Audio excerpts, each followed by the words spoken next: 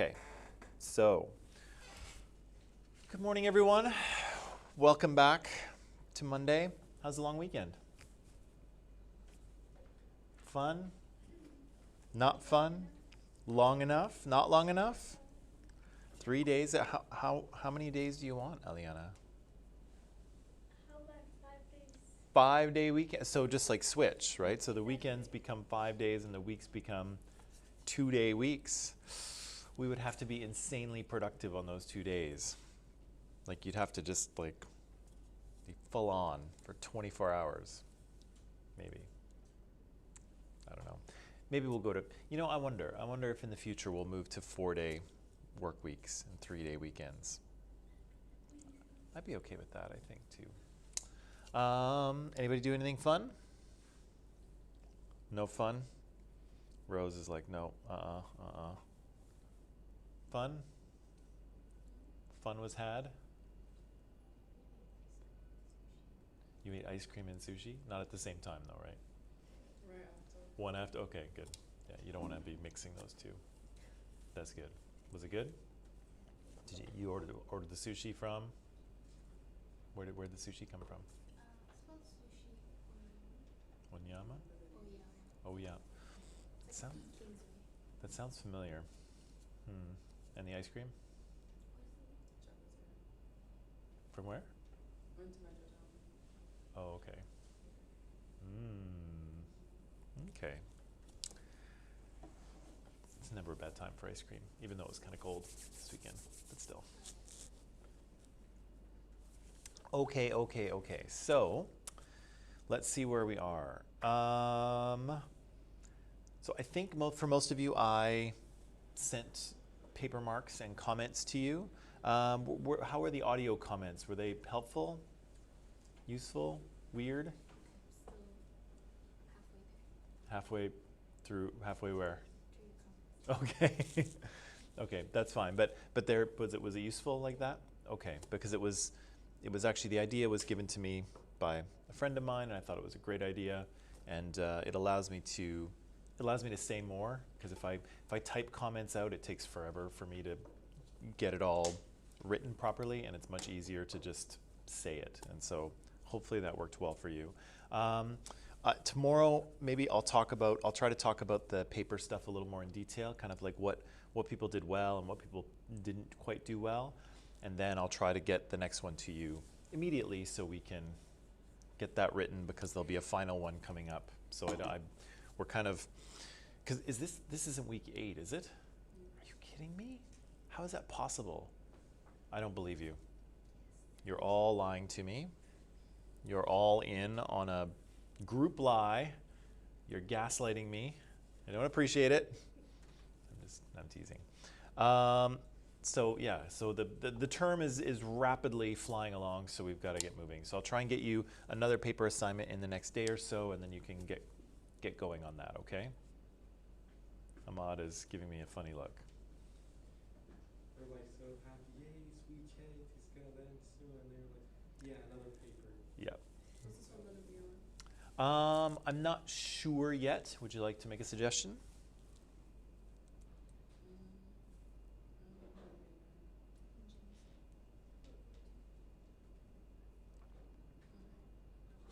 No? Okay. Okay. I'll try to come up with something interesting. But was the last one interesting enough to write on? Yeah. I know we kind of, like we did a lot of it in class, so I mean maybe it wasn't super interesting, but I was just trying to keep the training wheels on.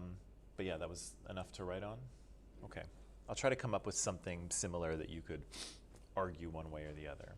Okay. Okay, so let's say hi to people who are here. Ayushi's here, good morning. And Ananda's here, good morning, Ananda. And Kevin's here, hello, Kevin. And Ty's here, good morning, Ty. And Hadil is here, good morning, Hadil. And Adil's here, hello to you. And Shania's here, hello, Shania. And John is here, hello. Okay, so where on earth were we? Oh, yes. We were in Europe and there was a war going on, but it was coming to a close, right? Because the Nazis had been experiencing success after success, basically since before 1939, if you count Austria and Czechoslovakia and all that stuff. But the Nazis had been experiencing success after success, and then in about 1942 or so, the tide starts to turn, right? The Soviet Union, I don't know if they enter the war so much as the Nazis involved them in it by attacking them. The Americans joined the war with the attack of Pearl Harbor, which we'll, I think, read about tomorrow. The Americans joined the war, and suddenly it's a whole new war, right? Britain has two new friends, and the tide starts to switch, right? So the Nazis experience a defeat at Stalingrad in the USSR, and they have to sort of pull back, and they surrender some of their troops, some of whom I'm sure were never seen or heard from again. But and the Nazis experience a defeat in North Africa, right, at El Alamein. The Nazis are pushed out of North Africa, and that gives the Allies kind of a base to start launching their attacks into Western Europe, right? So they enter through Sicily and into Italy, and their successes there allow them to force Italy to surrender. And then they have to plan opening a second front, right? And as we talked about, they open that second front on the north shore of France, and a bunch of Americans and Brits and Canadians storm the beaches, take them over eventually, at great cost, unfortunately, and then start to push their way into Europe. And so within a couple of months, so there's these beaches that the Allies take. There's the Canadians at Juno Beach. There they are, woo, under a different flag, of course, which we pointed out. The Americans are there, yeah, whatever. I'm just kidding. So this is a massive military operation in the works. We said there were a few other details in terms of there was a whole other kind of decoy operation planned that the Germans were allowed to get wind of. We said that the Normandy landings didn't quite go as well as they should have. There was some problems with landing, and they showed up a little late, so it was light instead of dark, and so the plan didn't go perfectly, but it was successful, and the Allies start to enter Europe in a number of different points and start to push the Germans back within their own borders. And we said eventually it's the Soviets that move into Berlin, take it over, and then kind of at the last minute, once the Soviets have entered Berlin, Hitler bravely marries his longtime girlfriend, and then they both commit suicide. We said that he is dead, of course. There seems to be some remains left behind that indicate that he is dead. Some of us were a little reluctant to believe that, but that's okay. It seems that he's dead. And anyway, when was he born again? Do you remember 1890? That would make him 130 years old at this point. So I think it's fairly safe to say, or he's like a head that's like kept alive in a glass thing of some sort of liquid, right? No, probably not. Or in a stone or a person or something. Anyway, he is dead, probably was dead at the time, and the Germans pretty quickly surrender thereafter, right? I said that Hitler had given his next in command the orders to continue to fight to the last man, everything for the fatherland. And then he killed himself, and his generals very quickly looked at the situation and said, I think it's all over, right? And so they quickly surrender, and the war in Europe is over anyway, as of May 7th. Of course, nothing's been signed yet, but it's basically over. We said that the end of World War II kind of marks a point where there's a global power shift, right? And so in the first part of the 20th century, it's kind of Europe, right? It's Britain, France, and Germany. They're the centers of global power. But now power has kind of shifted away to the US and to the Soviet Union, right? They're the big superpowers that dominate the second half of the 20th century, and Western Europe will remain kind of a second-rate kind of power, unfortunately for them. And I said it's interesting to reflect on this, because I think maybe entering into a new kind of global power balance now, right? Spoiler alert, the Soviet Union will collapse at the end of the 1990s, well, beginning of the 1990s, end of the 1980s. And then we'll just have a unipolar world, right? There'll just be one power, the United States, for a few decades. But now it seems that China's becoming quite powerful and a little bit aggressive on the world stage. The Russians are similarly active, maybe not so much militarily, but definitely in cyber hacking and cyber warfare. And so, we might have a situation where we have a China-Russia thing, or maybe a China-Russia-US thing. It's kind of hard to know, what the next 5 or 10 years will bring in terms of global power balance, but it's interesting to think about. Oh yeah, and we watched this video on Friday from, well, it was Yuval Noah Harari's hologram anyway. It wasn't him, but he was giving a talk at the TED conference here in Vancouver, and he had some ideas about fascism and why fascism was so tempting, and how could we stop it. And so I asked us to try to figure out what Yuval's argument was, and I'm kind of thinking that after 3 days it's going to be pretty difficult to reconstruct it from memory. But what do you remember hearing from Yuval? Fascism and racism are two different things? Okay. What else do you remember hearing? I think he said something about people looking at fascism as something really extreme, so they don't see it as something that people could be at the time. Yeah, there's been some, the 20th century has some pretty extreme examples of fascism, right? Nazi Germany, of course, being the obvious example in this case. But fascism is much more easy to slide into than maybe some people think, right? And he was talking about the fascist mirror. What's the fascist mirror? It's a metaphor, but what is it? It's not a real thing like in Harry Potter. I think it was something about them seeing themselves as better than other people. Yeah, so he says fascism, and the fascism says that the nation is the most beautiful thing in the world, right? And so he says when you look in the fascist mirror, you see yourself and your people and your country as kind of more beautiful than it actually is, right? So he's saying it's a seductive thing, right? To believe that you're better than everyone else. What else does he say? Or did he say? He's a clever guy, that Yuval. You said something about technology, modern day technology can allow fascists to rule a country better than democracies can. Yeah. Do you, Because computers are now processing all the information. So basically right. Yuval said that in the 20th century, democracies win, right? So it's kind of, in terms of political systems, it's fascism and communism versus democracy. And democracy wins because democracy decentralizes its decision-making processes, right? So here in Canada, of course, lots of decisions get made every day. Some of it gets made by the federal government. Some of it gets made by the provincial government, who, of course, we just had an election, and the NDP won, of course.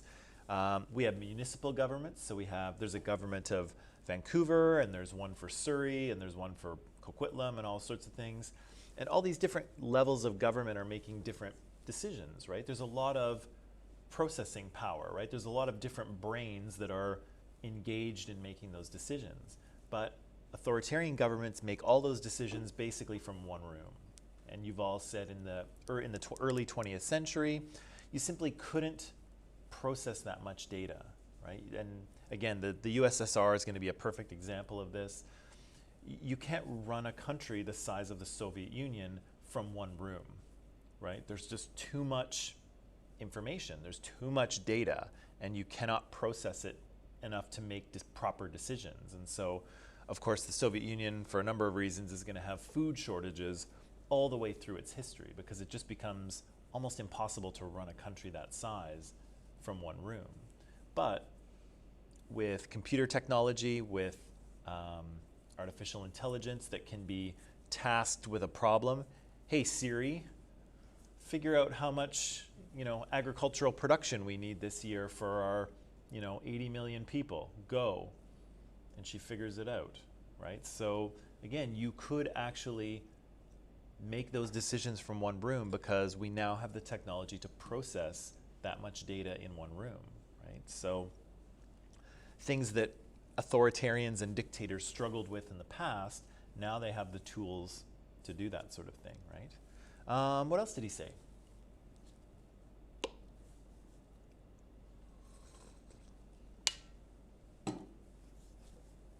There was some other scary stuff too. I brought up Apple Watches and other sort of devices that monitor you. What's the danger there? Basically, governments have all your data. Like not governments, your providers, your service providers, but they can take there are like some laws that protect your privacy and your data, but if those laws for some reason are abolished, then that's they can just go on taking, or they can just go on taking some decree or whatever. Yeah, so there's all of us do a lot of online activity, right? Some of us are probably doing it right now, but there's a lot of online activity that is happening, right? And so people are logging into websites, they're clicking on things, they're looking at things, they're liking things on Instagram and so on, and all of that stuff is being recorded, right? Data is being collected, and of course it's private, right? It's encrypted on your phone and in its backup. Your service provider, whether it's TELUS or Rogers or Fido or whoever it is, those people are logging all that data as well. But again, it's protected by privacy laws. The government just can't say, hey, I want Rose's internet records, give them to me, right? TELUS or whoever it is will say, no, you can't have them, right? And so there are laws that protect Rose's internet information and the things on her phone as well.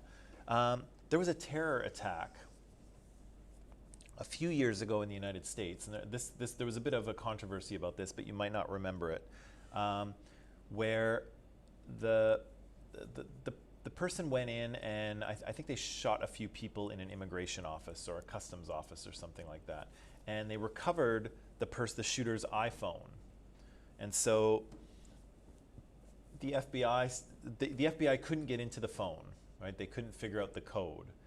And I think after you enter the wrong code too many times, it wipes the phone, right? So the FBI was like, okay, we don't know the code. We can't just keep entering codes or we'll erase this phone, but we want to know what's in it because we want to know if there's any other terrorists connected to this guy. So they went to Apple and they said, hey, Apple, write us a program that will be like a back door that will hack its way into the phone so that we can read this guy's messages. And Apple wouldn't do it.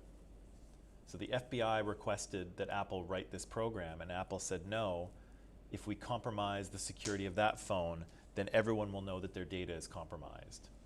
And so the FBI took Apple to court to try to get them to do it, and Apple said, no, we're not doing it unless the court forces us to do it, but we're not going to do it.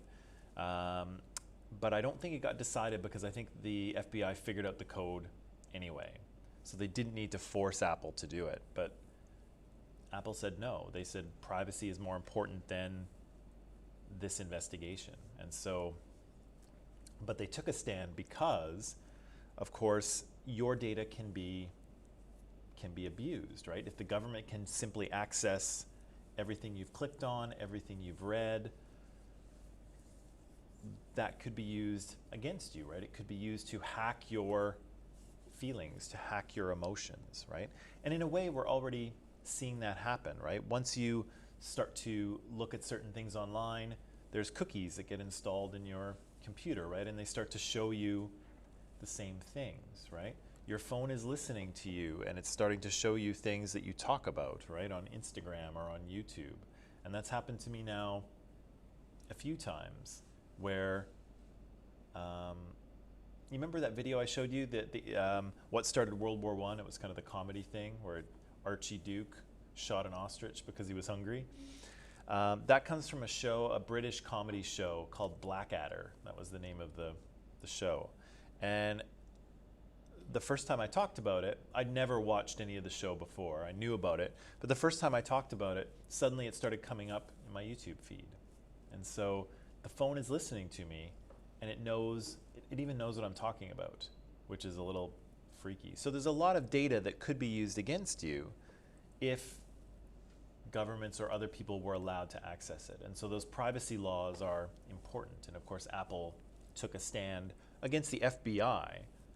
And in a situation where you'd almost want to say yes, right? You'd almost want to say, yeah, go ahead and, you know, we're going to help you look at this phone to stop terrorism. But, you know, in this case, Apple decided privacy was more important than terrorism, and so they said no. And fortunately, weren't forced to do so, weren't forced to write a program. Okay, so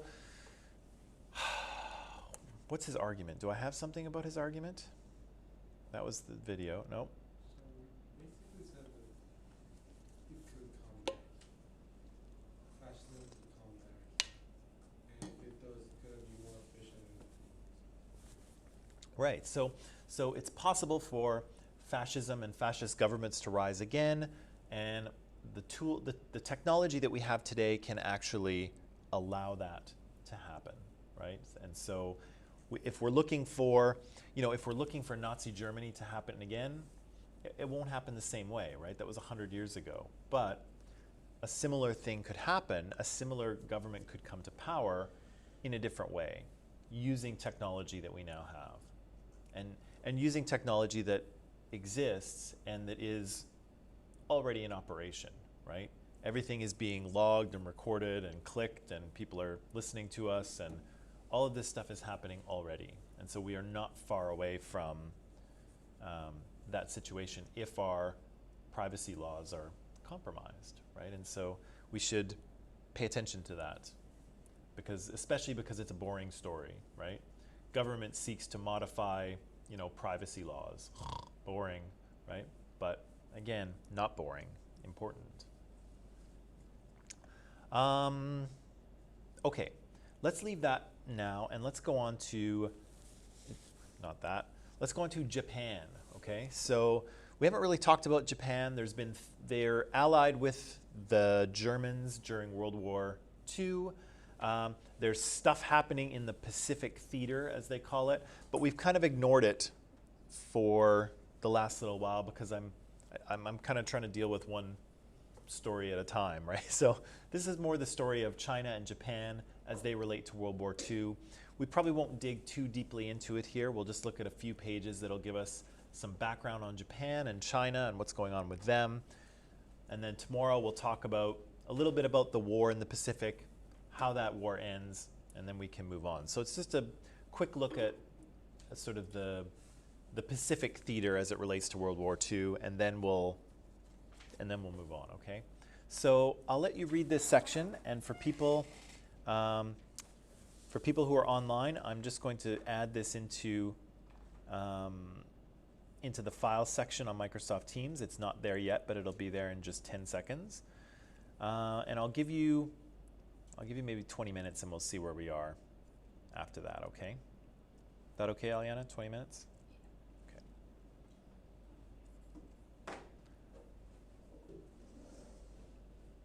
Mm-hmm.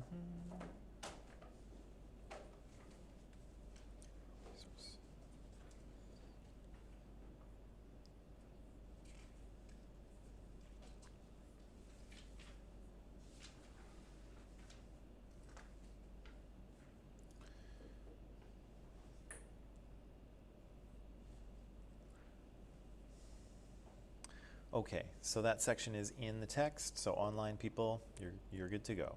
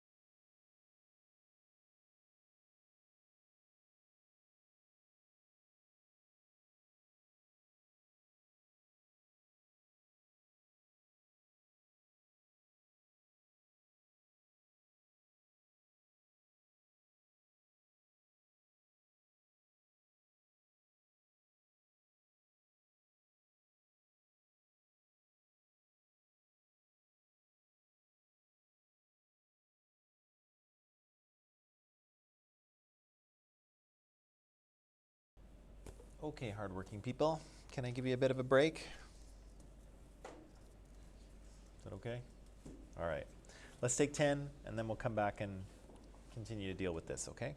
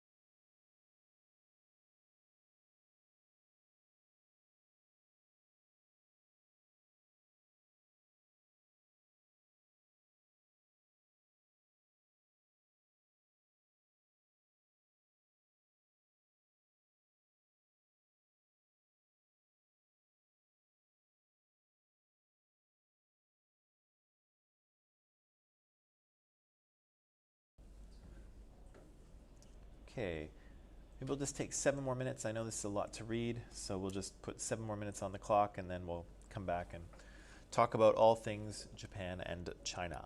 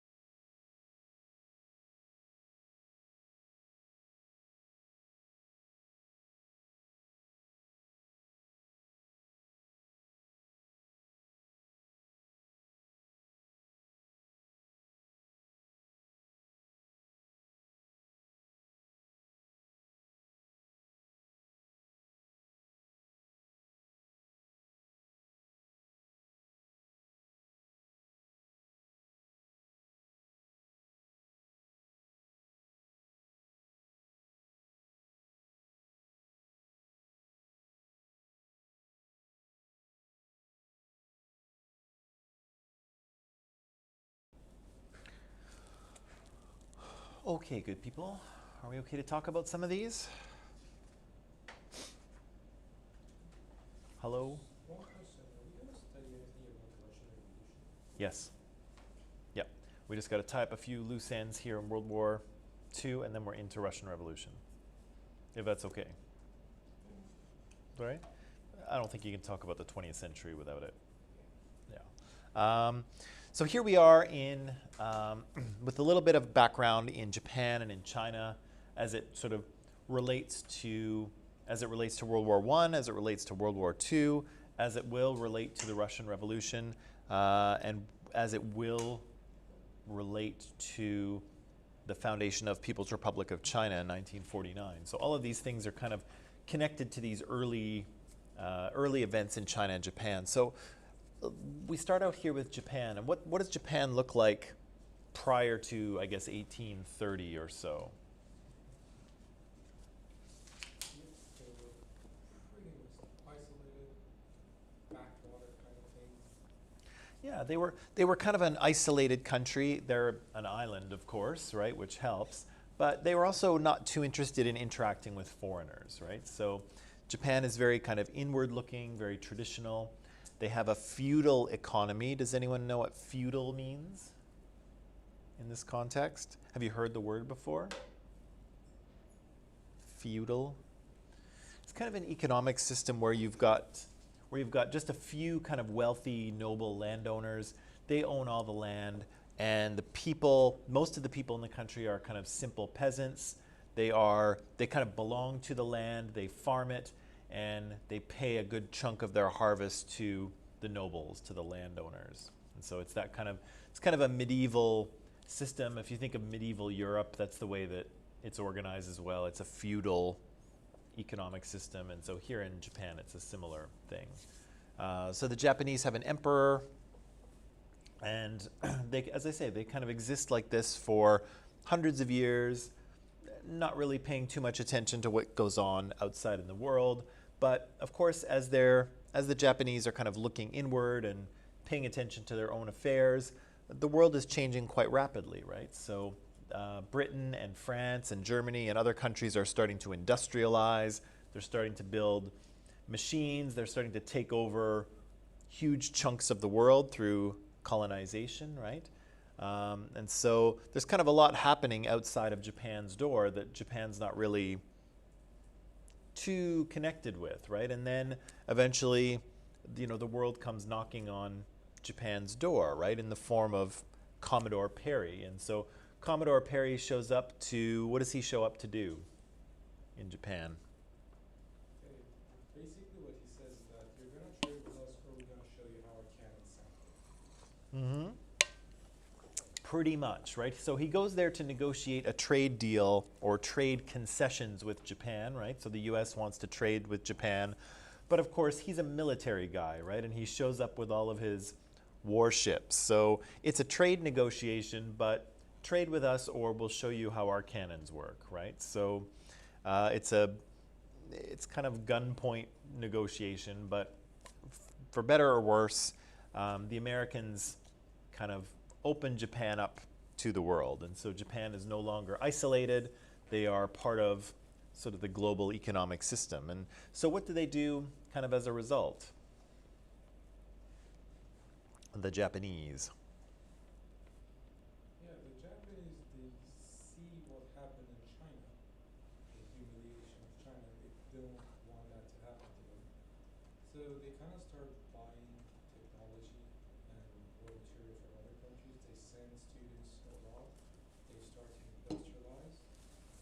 Then they work, right? And then they basically become powerful.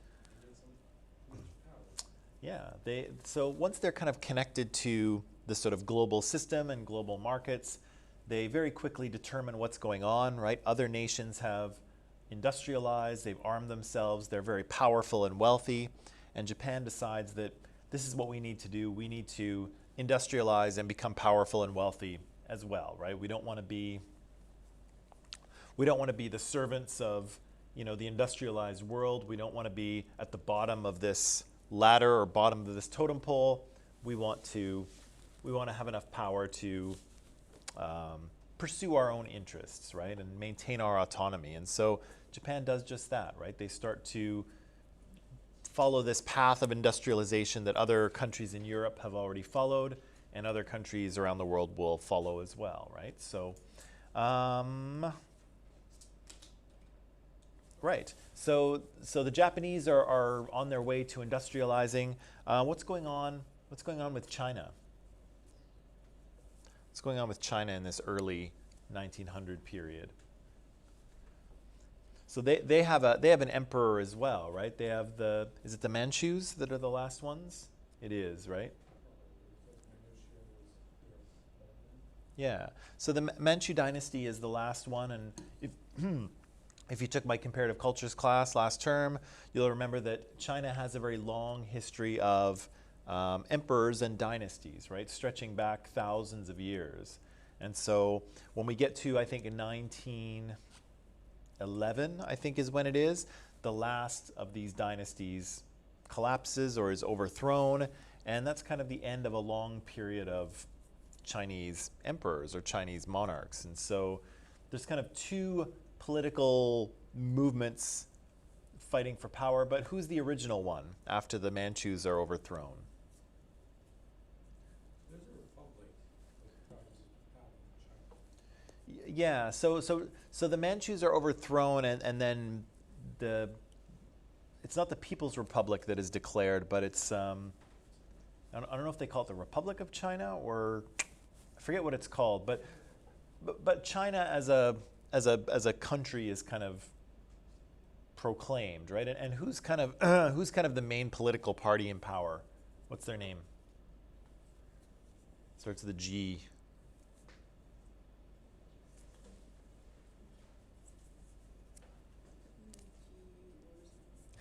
GUO something. It's a big long word that nobody wants to try to pronounce. I'm probably pronouncing it wrong because I don't speak Mandarin, but yeah, it's the Guomendong, right? So Guomendong they're the party that's mostly in power, right? And so what are they like? At the beginning, anyway. What are they like in terms of their political ideology, the Guomendong?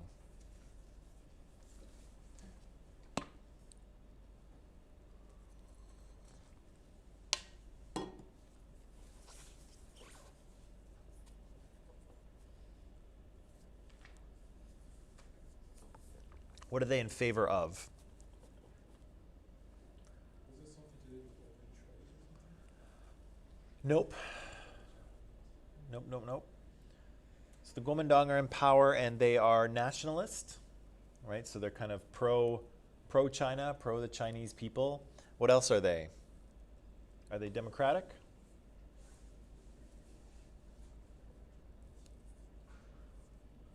I think they are. What else are they? They're pro-democracy, they're pro-nationalism, so they're pro-China, and they're also a little bit socialist as well, right? So they have some socialist ideas mixed in as well, right?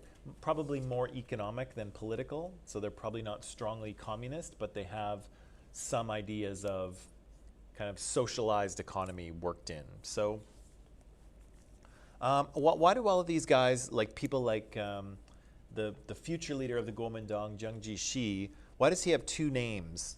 He has Jiang Jieshi and then he has Chiang Kai-shek in brackets. Why is that? Two names, why is that?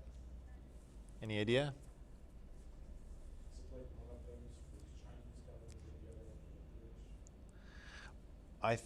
Perhaps. I think that's the Mandarin and Cantonese versions of their name. So I think Jiang Jieshi is Mandarin, and then Chiang Kai-shek is Cantonese, I think.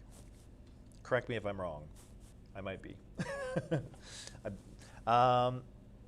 Okay, so we have this Chinese nationalist party called Guomendong. They're in charge of China. What's the sort of British involvement in China at this point? What are the British doing or trying to do in China?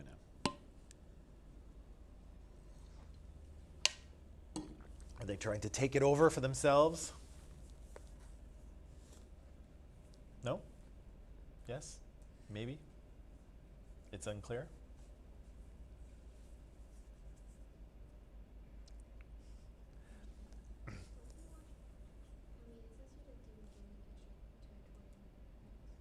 Right, so they gained some territories, right? And so it's mentioned that they pick up, the British pick up Hong Kong at this point, right?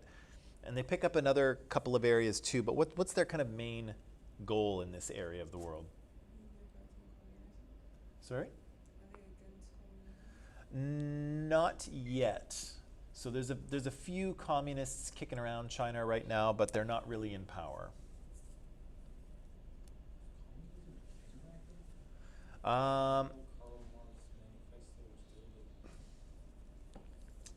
was there are communists around, right? Because Mao, I think, is part of Guomendong in the early 1900s, and so I think he is actually I believe he's actually educated in Europe, and so Mao is kind of floating around in this period, the early 1900s, and he has read and absorbed Marx's ideas on his own. And so communism is known in China, but none of the communists really have power, and it's not really a thing yet. It's a thing that most people haven't heard of. It's just that Mao and some other Chinese citizens have studied abroad and have kind of learned about it. So it's in the mix, but it's pretty unknown at the moment. But yeah, so what are the British trying to do? I'll give you a hint. they want to take the ports, Yeah, they want access to Chinese ports in order to trade, right? So this is all about, it's all about trade. It's all about opening up Chinese and Japanese markets to British manufactured goods, right? So the British roll into Japan, into China, into other parts of Eastern Asia, Southeastern Asia. And basically they say, look, we want to set up our operations in this port. We don't want to listen to your laws. We're going to follow our own laws, which is not usually the way things work, but the British are powerful enough to demand that. And so they set up these little areas in Chinese and Japanese ports where they can trade with these countries while following their own laws, right? And so it's not so much about conquering land or taking over China or Japan. Really, they just want to sell things to China and Japan on their own terms, right? they burned the Summer Palace. They did, but not for political control, right? Just to They did invade and capture Beijing. They did, only in response to, yeah. So the British definitely have an interest in China, but they're not trying to take it over. They're just trying to get what they want, right? They want to have an economic relationship with China, and they want to trade with China and Japan on their own terms, right? Which all the European countries do, right? And so the British are floating around Southeast Asia at that point. The French are, of course, there. The Dutch, the Americans. Everyone is kind of sailing around trying to trade with that part of the world, right? Americans have an open door policy, or they want to have an open door policy. What does that mean? In China, they said that, okay, forget about your spheres of influences, let everyone come in and start trading. And so basically, it makes sense that that's not nuts to everyone else because they already have their foot, they already got somewhere they can stand on, basically. They have a foothold in China. Why would I let it go so others can trade? Right. So a lot of these other countries, like the British and the French, kind of got to China first. They established relationships with China. They kind of got their way in terms of taking over parts of Chinese ports and having their goods accepted. And the Americans come along and say, hey, let's not do that. Let's just allow everyone to trade with these countries, freely and openly. And of course, yeah, the other countries that have already set up their sweetheart deals with China, they don't want They don't want to let the Americans in there just to trade as they will, right? And the Americans are a competitive country at the moment, right? They're technologically advanced, they're industrialized, they're rich. You don't want to compete with the Americans. The Americans are, strong economic competitors, right? Oh, there's something else happens. So the Americans have to kind of leave Japan. The Civil War breaks out. Yeah, so the Americans are a little bit distracted, right? They set up a relationship with Japan, but then as it turns out, they wind up having their own civil war in the 1860s, right? So understandably, they're a little distracted by that, and so they kind of lose track of Japan, and the British move in and create their own relationship with the Japanese, right? Yeah, they actually become allies. Yeah. And then the Japanese look at the mainland. They want all the raw materials, so they go inside and they take it. They get into some fighting with Nicholas the Bloody. They kick him down. Just take over some parts of Russia. Right. So Japan is going to kind of do the same thing that lots of these other European colonial powers have already done, right? So Britain and France, for instance, they industrialized. Suddenly they needed access to all kinds of different raw materials, and so they sailed around the globe, colonizing and taking over other regions of the globe, right? And so Africa, of course, is conquered by all kinds of different European powers, and India, and parts of Southeast Asia eventually, and North America, and Central and South America.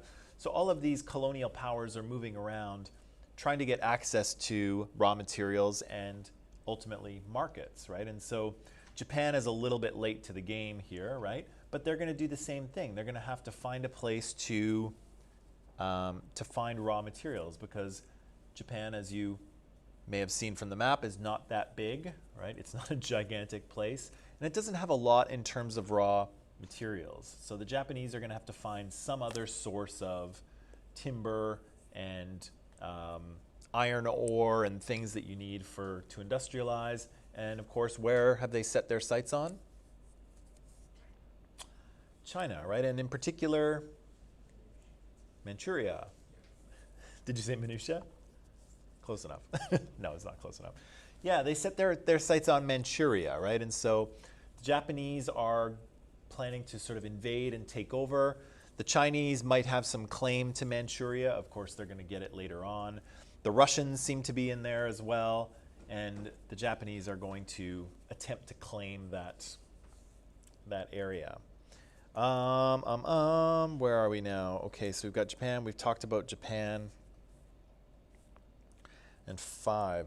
3 results of for Japan of the Russo-Japanese War and Japanese foreign policy. Right. So in the process of trying to take over Manchuria, the Japanese come into conflict with the Russians, who also might be interested in that part of China, and for the same reason, right? There's raw materials there. The Russians have some kind of their own other purposes. Yet the Tsar wasn't so popular at that point. No. His government was pretty much so what he thought that, yeah, Japan is a tiny little thing somewhere on the map. They could beat it. So to start a war and get their people, get their nationalist spirit high, get his power back, he starts a war, he gets kicked. He literally gets his butt kicked. Right. So the Japanese and the Russians have maybe some similar interests here in Manchuria. A war begins in 1904, right? And as Ahmad mentioned, it doesn't go so well for the Russians, right? Which is pretty shocking, because Russia is a big, giant, powerful country, and Japan is kind of this tiny little island nation, right? And yet, as you mentioned, the Russians get their butts kicked, right? So what's kind of the legacy of that war? What comes out of it? Because that's the question here, right? Is three results for Japan. So there's a peninsula around there. The Japanese take half of it. I don't know where that peninsula is. I think they might be, let me just go back to the map.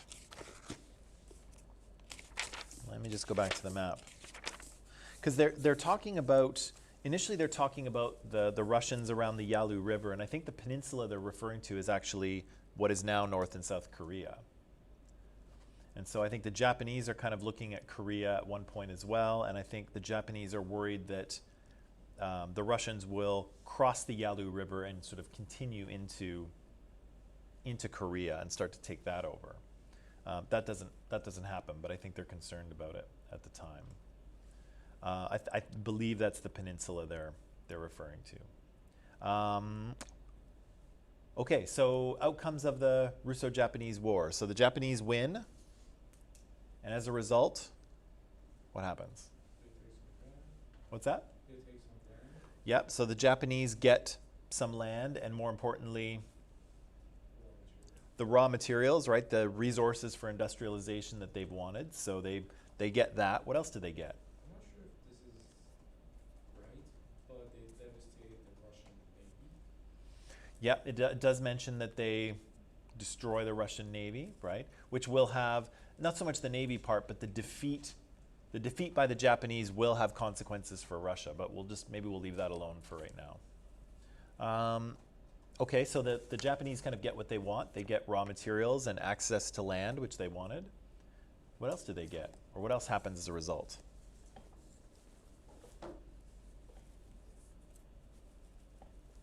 I don't know if it's a result, but they left the League of Nations, like, They what?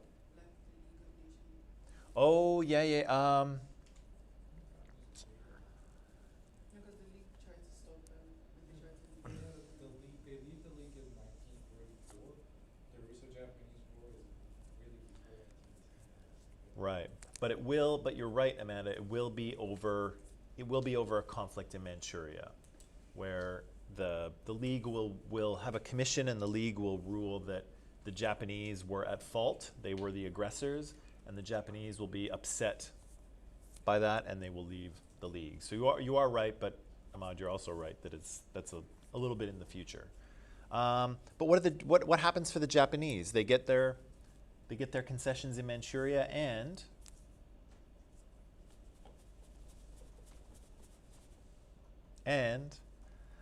how do you think they feel about beating big bad Russia? Because they weren't supposed to win, really, right?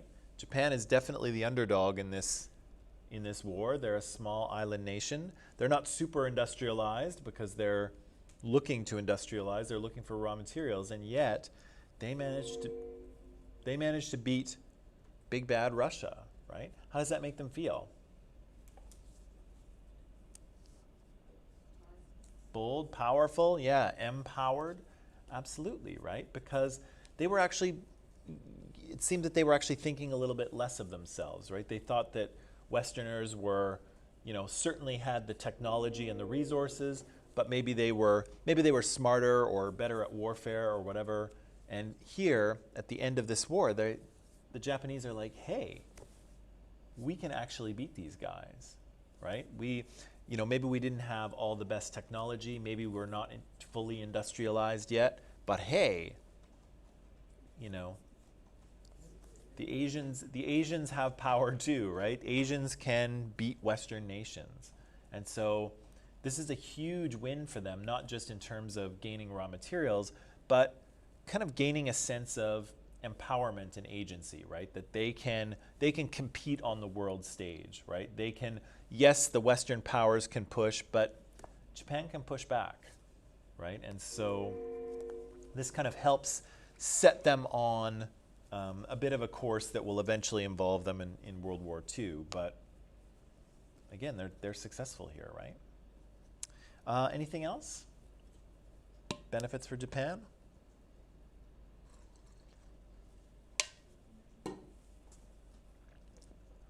No? Okay. Tomorrow. Right, I'll try to talk a little bit about the paper stuff tomorrow if I can. I will try to give you another paper assignment. I know you probably don't want me to, but I'm going to try to give you another paper assignment as soon as I can. A little bit later this week, I have a movie for us to watch. Maybe Wednesday or Thursday for that. So that'll be fun, I think. It'll be different. So we'll watch a movie maybe Wednesday or Thursday. I'll figure it out. We'll see how we go. But until then, I think that will be it. So online people, I'll say goodbye to you, and I'll see you tomorrow. Bye-bye.